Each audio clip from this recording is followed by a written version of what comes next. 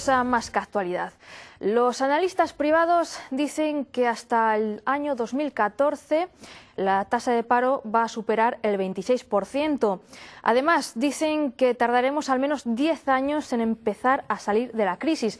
Por su parte, el presidente del Gobierno, Mariano Rajoy, en una de sus famosas ruedas de prensa a través de una cámara de una pantalla de televisión, pues ha comentado que los españoles empezaremos a ver los resultados de tanto esfuerzo precisamente en el año 2014, cuando España parece ser va a empezar a crear puestos de trabajo. Bien, hasta aquí la nota positiva, pero hay que recordar que hace unas semanas Chipre, el rescate a Chipre, pues puso en alerta a la eurozona.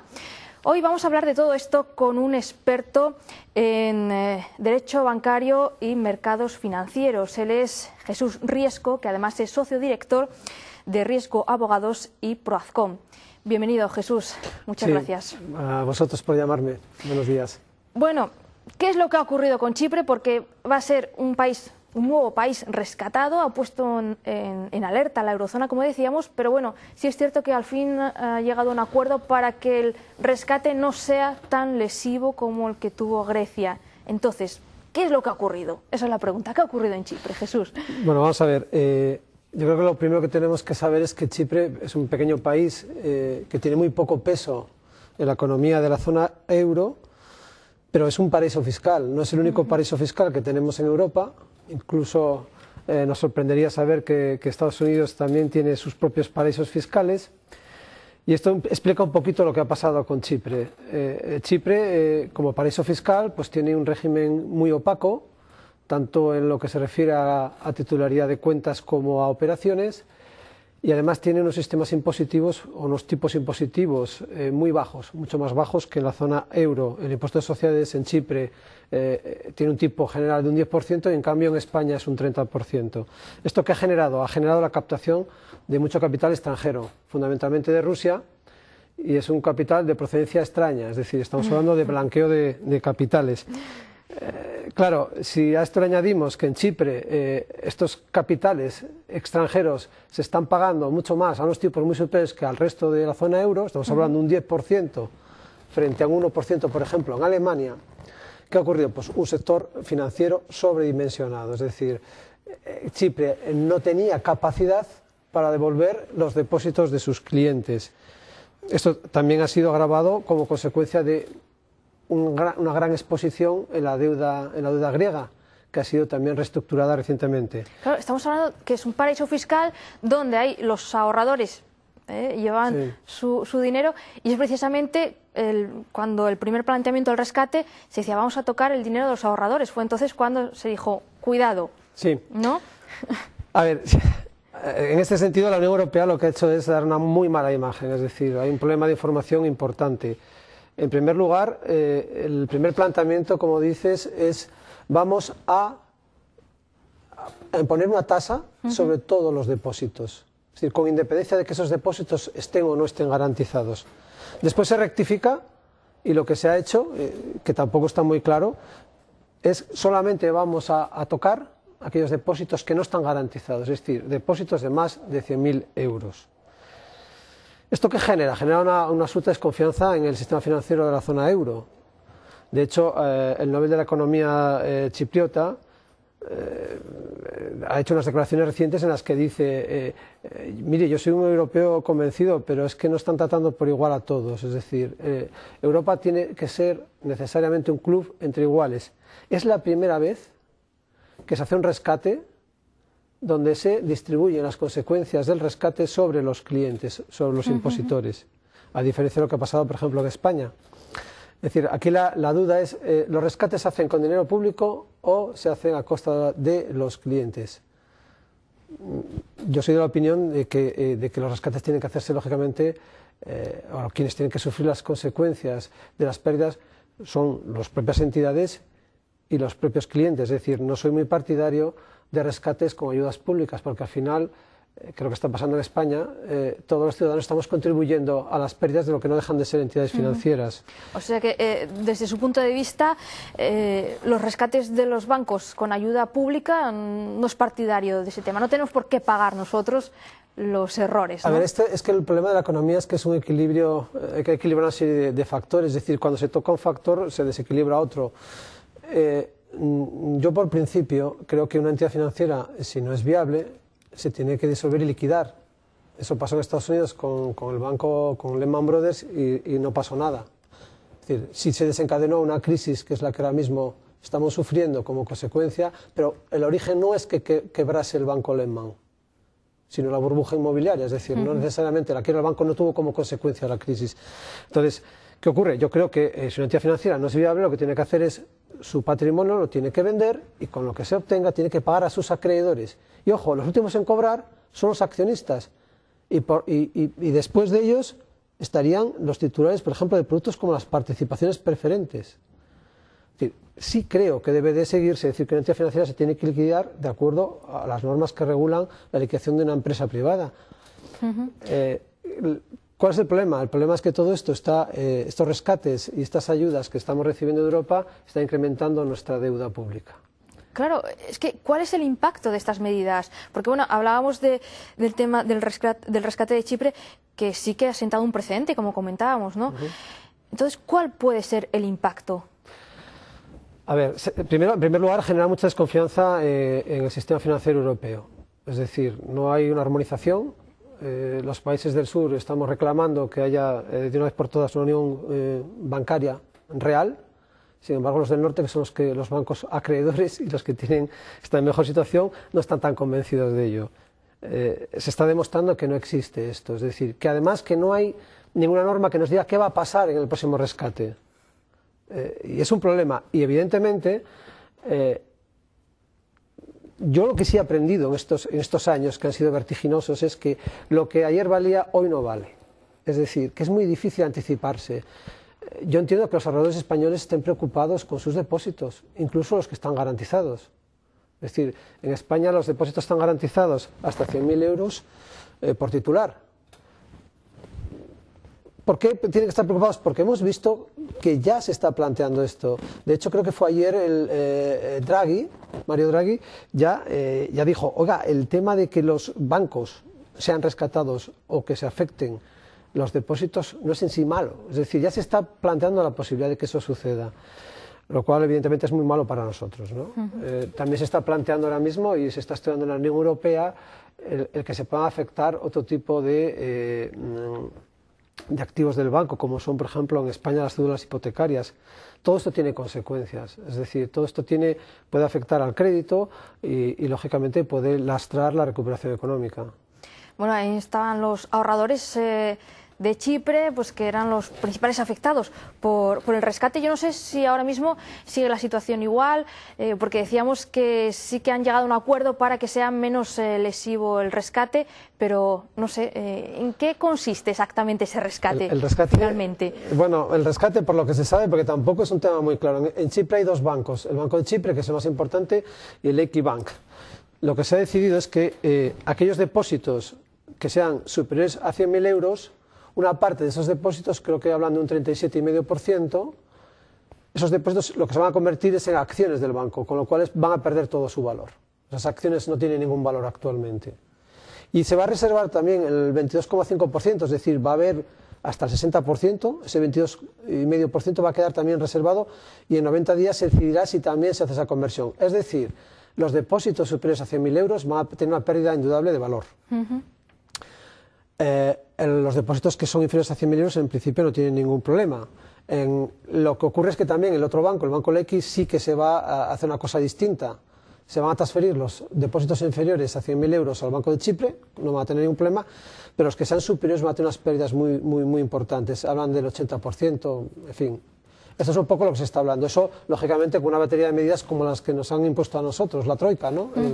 Pues reformas bajada de sueldos, subida del IVA, recorte del déficit público, etcétera. Claro, estas son algunas de las consecuencias que puede tener. Pues para Chipre ya se están planteando la salida del euro. Es decir, hay una encuesta que habla que 2/3 de la población ya lo está pidiendo y que gente muy importante y con responsabilidades económicas se lo está planteando. Bueno, volvemos a debatir euro sí, euro no, pero como ocurrió en el caso de Grecia, pero seguimos ahí, ¿no?, apostando por el euro.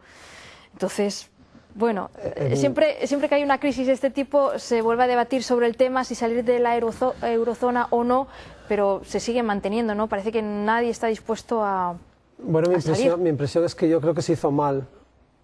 No se hizo una armonización fiscal y desde un principio que se ha hecho mal. La cuestión es si podemos deshacerlo, y ese es el tema, ¿no? Yo creo que no sería muy fácil en estos momentos. Bueno, según los políticos nos dicen que España no está en la misma situación que Chipre, ni mucho menos, pero sí hay temor a que, bueno, pues a que los ahorradores, a los capitales extranjeros, pues se vayan, ¿no? Bueno, vamos a ver, la situación española por supuesto que no es comparable con la de Chipre, y yo sí creo, y lo digo de verdad, que tenemos un sistema bancario muy saneado, es decir, se han hecho muchas cosas, se han hecho muchos esfuerzos y esa es una de las cosas que yo creo que el Gobierno sí ha hecho, es decir, acometer la reforma del sistema financiero. Eso no significa que no siga habiendo problemas. Yo creo que España, y además hay un estudio reciente que así lo dice, que es uno de los países más atractivos para la inversión extranjera. Está entre los 10 países más atractivos para la inversión extranjera. Ayer salía en prensa que Nicolás Sarkozy está gestionando un fondo de capital riesgo de 1.000 millones de euros para invertir en España. Es decir, mira.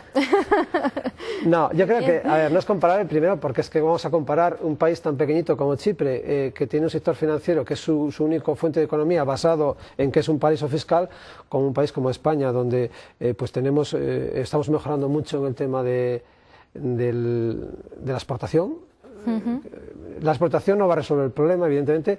Tenemos un sector de turismo muy importante y yo creo que lo que hay que hacer aquí es un cambio de concepto. Hay que cambiar el modelo económico de aquí a 2020, que eso es un poco lo que se está planteando en la Unión Europea. Y en ese sentido creo que sí que tenemos posibilidades, y sobre todo Asturias, por ejemplo, ¿no? Por cierto, yo no sé si hemos pasado crisis anteriores como esta y cómo hemos conseguido salir y si hemos aprendido algo de aquellos errores pasados. No hemos aprendido nada. Nada. Sí, ha habido crisis como esta, hombre. Yo creo que con esta virulencia, aunque fue sobre todo en Estados Unidos, yo creo que el crack del 29, no son iguales, pero sí que tienen muchas similitudes. Ha habido otras crisis como la crisis del petróleo en el año 73, la crisis de las empresas .com, la crisis posterior al 11 de septiembre de 2001, pero creo que con esta virulencia que digo, como la de actual, que es la crisis financiera que se inicia yo creo más o menos a finales de 2008, solamente el crack del 29. Similitudes muchísimas. Todas estas crisis empiezan siempre con una época de bonanza, un incremento del consumo, un sobreendeudamiento y después pues, un crack del sistema financiero, etc. Hay muchas similitudes. Yo creo que esto es muy cíclico y las medidas pues, son parecidas también. La diferencia es que, por ejemplo, en el crack del 29 pues, había cosas que no se podían hacer. No se podía inyectar dinero, por ejemplo, en la Reserva Federal, porque en ese momento estábamos hablando de patrón oro, y ahora sí se ha hecho. Es decir, aquí la diferencia es que se ha hecho una reestructuración financiera. Pero al final, pues las consecuencias pues muy parecidas. ¿Y cómo valora usted estas medidas? Porque sí que, bueno, se ha intentado solventar los problemas que han ido surgiendo en el sistema económico y financiero. Por ejemplo, en el año 1991 se usaron las tarjetas de crédito pues para salir de la recesión, ¿no? Bueno, eso es precisamente de lo que estoy hablando, es decir, sí se hizo, es cierto, en Estados Unidos se sale o se hace, digamos que se procura y hay una política activa de emitir y facilitar mucho el consumo a través de tarjetas de crédito. ¿Eso qué generó? Pues generó pues, lo que está pasando ahora, es decir, un sobreendeudamiento de las familias. Y lógicamente eso se transmite a unos problemas del sistema financiero. Es decir, es exactamente esto. Al final, lo de las tarjetas de crédito se pasó después al tema hipotecario. Es decir, sí, pues, es un ejemplo. Al principio fueron las tarjetas de crédito. Cuando eso ya no daba de sí, entonces ya en Estados Unidos lo que dijeron, vamos a a aumentar el consumo mediante el crédito hipotecario, que son un precio más barato para el dinero y unos plazos más largos. ¿Qué ocurre? Que no se utilizaba solo para comprar casas, sino también se utilizaba para consumir. Es decir, eso también ha pasado en España, es decir, se daba más dinero del que se necesitaba, se aplicaba a finalidades diferentes a lo que era la compra de vivienda, y eso produjo la burbuja inmobiliaria, que es el origen de lo que estamos pasando ahora, ¿no? Claro, pero que son soluciones que realmente sirven para solventar una situación, pero que se sabe que tienen fecha de caducidad o que pueden tener unas consecuencias peores. Entonces... Pero como a ver, la experiencia que tengo, que parezca sorprendente, yo creo que tendemos a ser muy providencialistas, es decir, pensamos que por encima de nosotros hay gente que es muy capaz y que tiene las claves para que esto funcione, y yo la verdad es que lo pongo en duda, ¿no?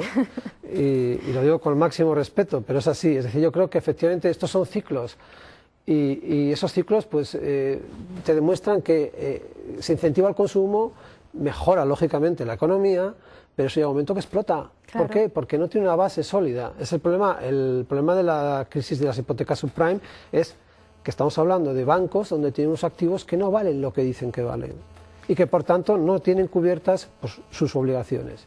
¿Y por qué no nos sentamos y decimos vamos a crear una base más sólida para que a partir de aquí empecemos a crecer y no ir poniendo parches que sabemos que tarde o temprano van a acabar rompiendo? Bueno, porque yo creo, primero es muy difícil, yo creo que en la economía pues digamos que hay una serie de mercados y eso se va moviendo poco a poco, es decir, hay tantos intereses en juego que sí ya es muy difícil que nos pongamos de acuerdo en esto. El problema es que en Europa hay una absoluta falta de coordinación. Ojalá tuviéramos unas políticas tan uniformes como las que puede tener en Estados Unidos, ¿no? Que le da muchas ventajas competitivas. Yo creo que es muy difícil. Vaya.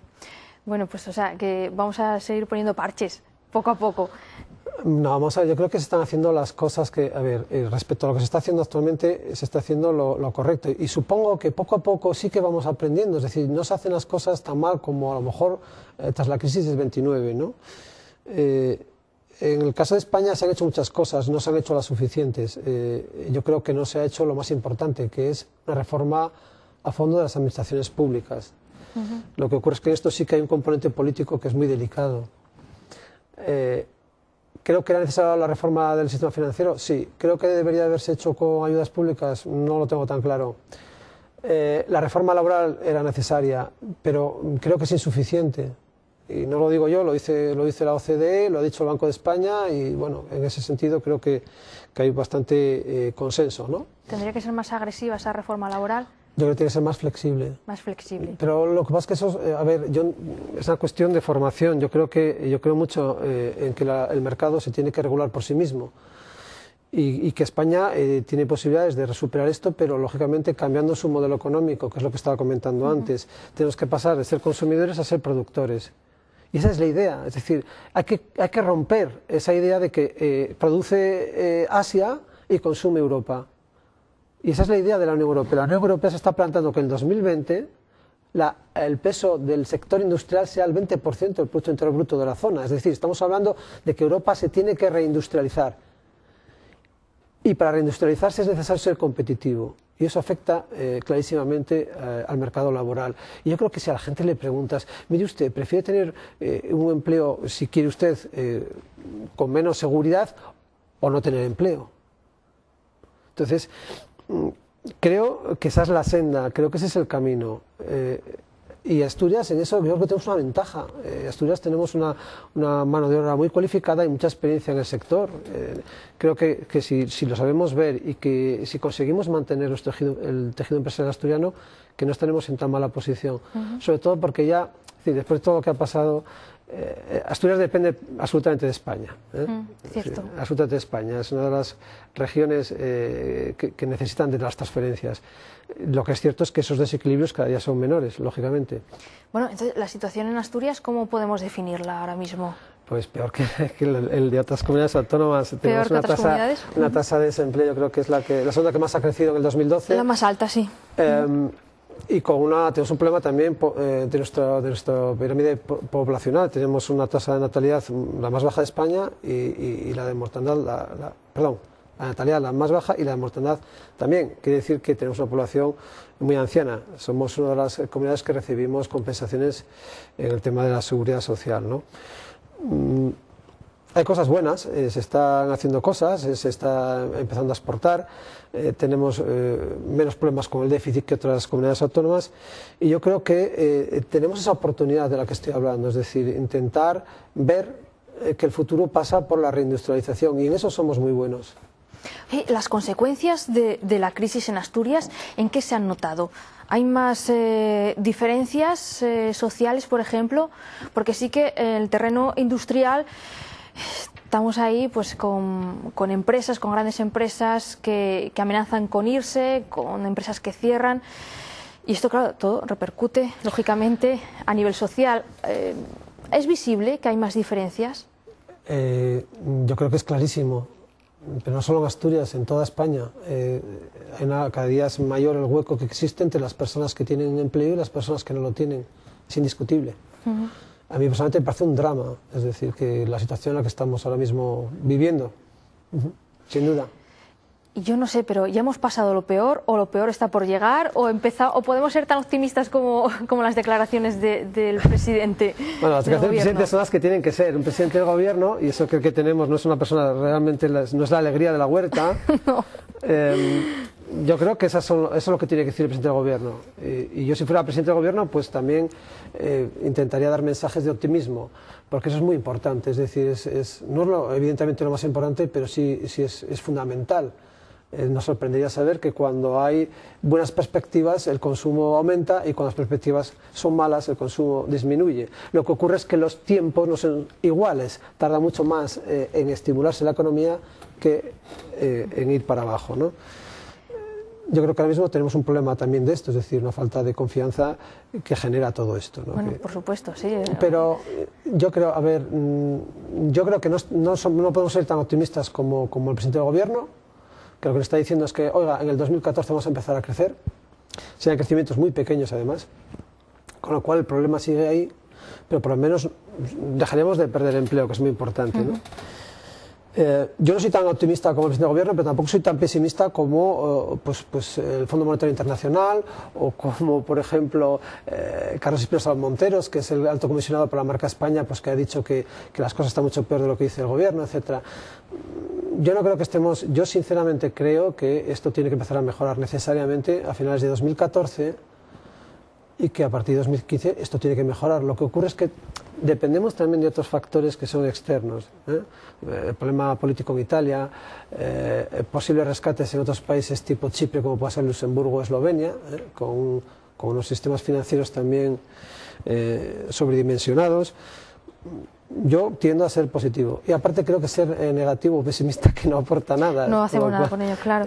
Pero bueno, no es ser negativo, sino quizás ser realistas, ¿no? Porque yo no sé si realmente los ciudadanos estamos bien informados de lo que ocurre. ¿Sabemos realmente lo que ocurre o simplemente se nos dan pinceladas, pero las cuestiones van más allá, ¿no? A ver, yo creo que los políticos, primero, muy pocos políticos conocen los datos y muy pocos políticos, y esto es más preocupante, los entienden. Los políticos que tienen responsabilidades ejecutivas, yo creo que no deben de decir todo lo que saben, no tiene mucho sentido, es un problema de responsabilidad, eso es así.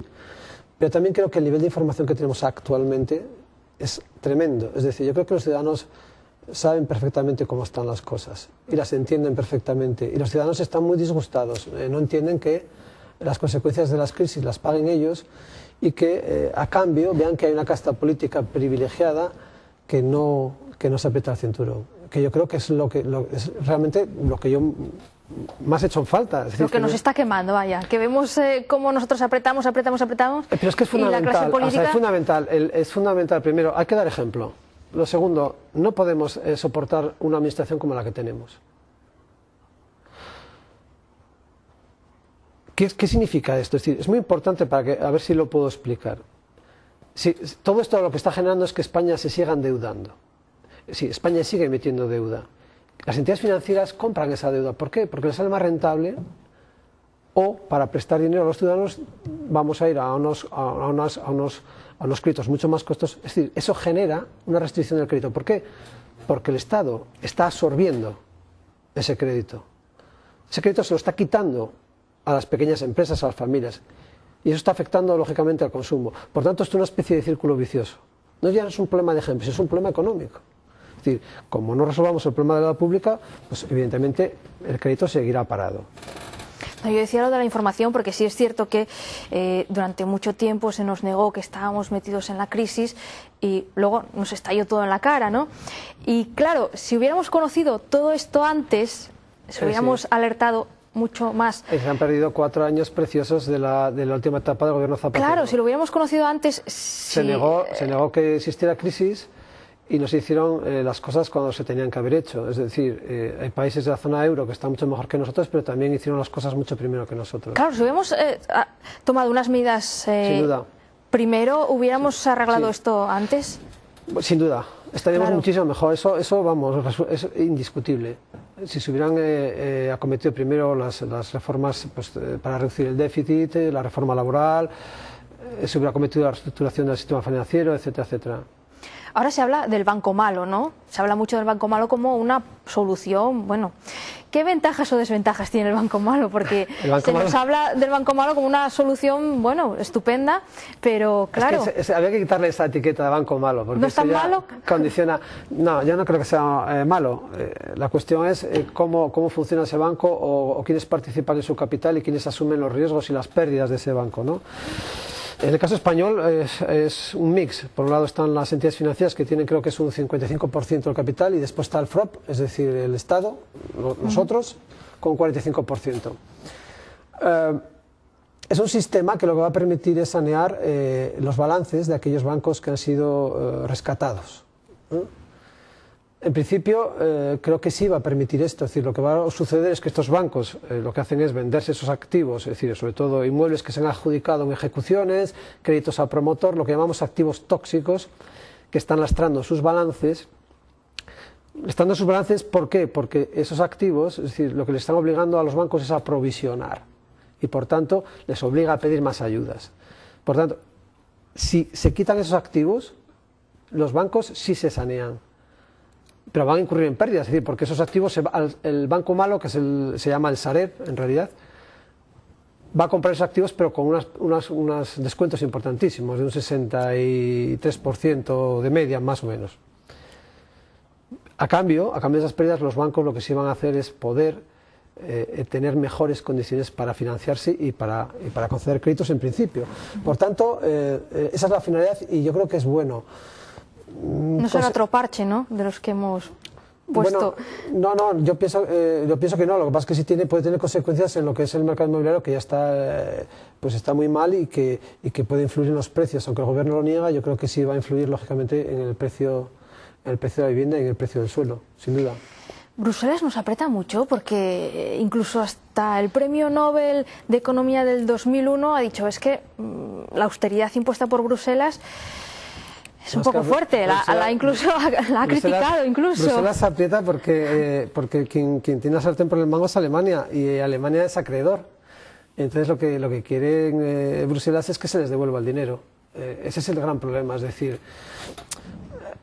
esa es la gran discusión en estos momentos. Yo creo que hay dos grandes discusiones en la economía. Uno, si nuestro sistema económico o nuestro modelo económico tiene sentido actualmente, lo que hablaba antes de volver otra vez a la industrialización de Europa, a producir y no a consumir.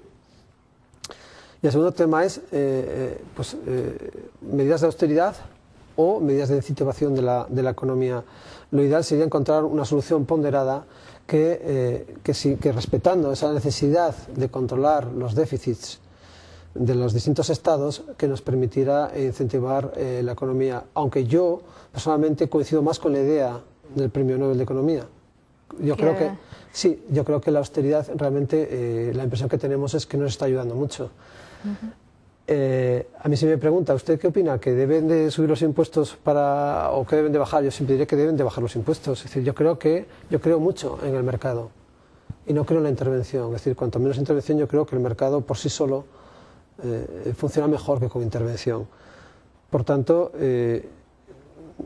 si yo, es decir, desde mi escaso conocimiento, lógicamente, me preguntase qué haría usted en estos momentos, yo haría una profunda reforma de las administraciones públicas, insistiría en la reforma del mercado laboral y fundamentalmente buscaría políticas de incentivar el estímulo, la demanda, el consumo, porque creo que es lo que nos puede permitir salir de esta situación.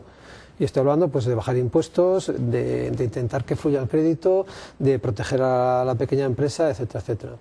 Bueno, pues con esta síntesis nos vamos a quedar, Jesús, también con ese tema de que, según sus perspectivas, en el año 2015 empezaremos ya a levantar un poquito la cabeza. Vamos a ver, que va a ser poquito, pero bueno, vamos a empezar a salir, ¿no? Es más que un deseo y ojalá sea antes, ¿eh?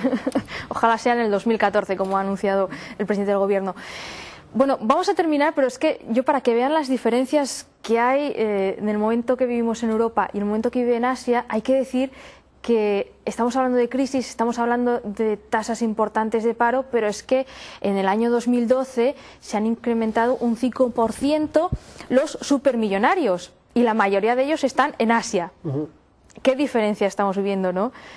¿Cómo está creciendo Asia y el batacazo que tenemos en Europa? Pero yo creo que se explica muy fácil, tiene su lógica. Es cierto, es decir, Asia, los millonarios asiáticos o multimillonarios asiáticos ya están casi equiparados a los norteamericanos. Por ahí se andan actualmente, ¿no? Yo creo que siempre que hay desequilibrios, y sobre todo cuando un Estado o cuando una economía es más desequilibrada, se generan este tipo de situaciones. Hay que tener en cuenta que se ha ganado mucho dinero, los grandes patrimonios han ganado mucho dinero en épocas de incertidumbre. ¿Por qué? Porque gestionan de forma profesional sus patrimonios y tienen la ventaja de la especulación. En el caso de Asia, además, hay que tener en cuenta los fuertes crecimientos que se están experimentando en países como China o la India, que ha generado un importante aumento de la demanda y del consumo. Por tanto, tiene su explicación. Un 5% más supermillonarios en el mundo. Esperemos que haya un 5% de multimillonarios pues por aquí, por España, y que ayuden a fomentar y a enriquecer un poco, a mover el mercado. Yo creo que lo mejor sería que hubiera más equilibrio en general, es decir, que una mejor distribución de la riqueza. Sí, ¿verdad? Yo creo que Repartir entre todos. Yo creo que sería el mejor sitio para vivir, ¿no? Porque yo creo que tampoco, es decir, en estos países con esas grandes diferencias, bueno, no me parece que sea un ambiente el más adecuado para ser feliz, pero bueno, eso es una opinión personal.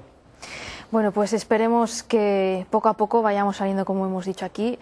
Hace falta una reestructuración muy profunda, que esperemos se lleve a cabo. Pues, muy bien. Bueno, pues Jesús Riesco, muchísimas gracias por acompañarnos hoy, por hacer esta valoración de la economía. Y hay que decir que bueno, ha estado con nosotros, él es abogado especialista en Derecho Bancario y Mercados Financieros, y además socio director de Riesgo Abogados y Proazcon. Hemos hablado hoy de economía, esperemos, como decimos, pues poder hablar de buenas noticias y que realmente empecemos a salir de la crisis. ¿Vale? Pues muchas gracias por haberme invitado. Nada, es un placer. Gracias a usted por venir, y yo espero, porque la economía da para hablar muchos programas, y espero contar con su presencia en un próximo Más que Actualidad. Estaré encantado. Pues muchísimas gracias a todos ustedes, les despido aquí hasta el próximo programa en Más que Tele, en Más que Actualidad. Hasta pronto.